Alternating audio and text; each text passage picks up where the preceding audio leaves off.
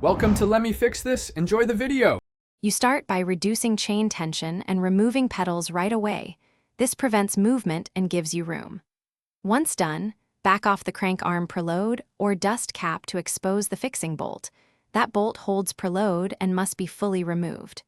Use the correct tool and hold the spindle steady with a hex key or wrench so you don't strip threads. Make sure to note left versus right parts as you work so reassembly matches original orientation and torque specs.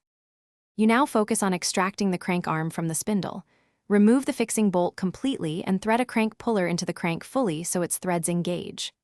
Once the puller's tip contacts the spindle end, turn the puller clockwise to push the crank off steadily. This avoids damage.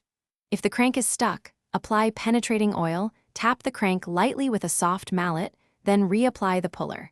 Patience prevents stripping. Make sure the puller model matches square taper versus integrated axle systems.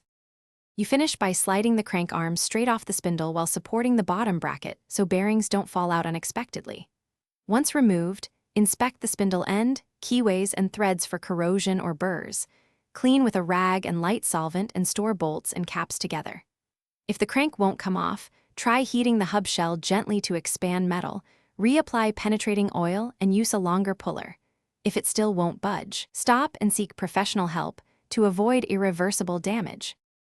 Thanks for watching. If you found this helpful, don't forget to like and subscribe.